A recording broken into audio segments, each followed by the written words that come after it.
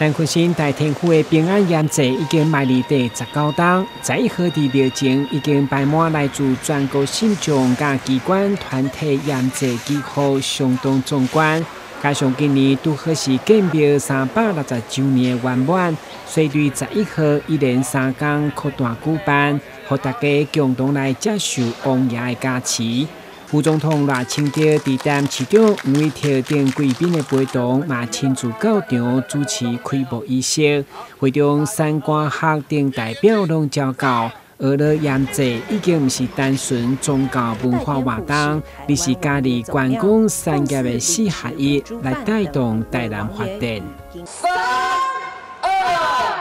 1，请插入圆队，请打卡。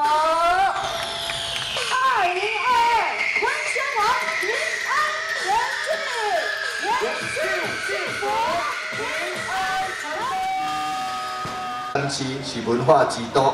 嘛是宗教之都，嘛是博物馆之都，所以会当甲宗教甲文化，会当结合做伙，这就是咱这个南文新大联府一直多年来做的这个目标。咱知影，南文新大联府已经有360天。庙里面，若是足侪，处处拢是古迹，处处拢是文化的艺术品，处处拢有足侪是国宝。咱沿海啊，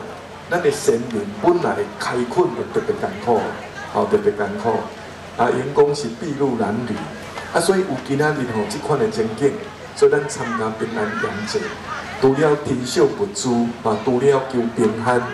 另外咱有人对咱的祖先爱怀抱着感恩的心情。我相信，我一直拢是怀抱着这3个理念。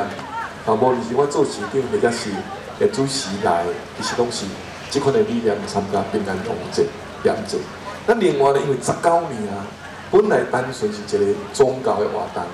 而且是有加入文化的元素，但即摆已经有观光入来，而且还有产业入来，所以就已经是4合一啦。宗教、文化、观光、产业4项的力量加做伙，就是要带动咱地方的繁荣甲发展。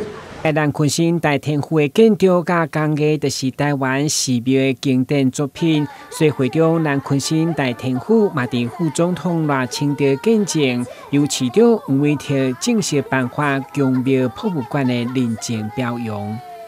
今年的平安祭。会使讲是历年最大的盛况，咱们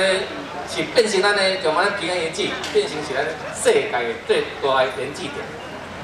所以今年这4方咱南昆新大天府建庙360周年，我们知道360度是一个大圆周，所以就代表圆满。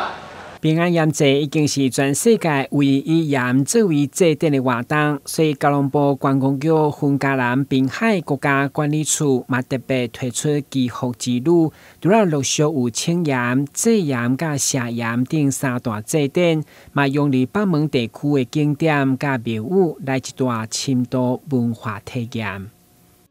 观光圈的这个合作伙伴已经辅导成功，把它来到这个地方创立一个叫做观光圈市集，是一个休闲氛围的这样的市集，也希望能够把传统产业跟宗教文化，再加上我们现在在推的观光的这个自行车跟这个观光圈市集，带给一个游客以一个展场的这个概念来去筹划这样一个祭典。台南滨海年度的重要活动，邀请民众做回来感受融合宗教文化甲观光产业的平安夜祭。台南新闻阮吉采访报道。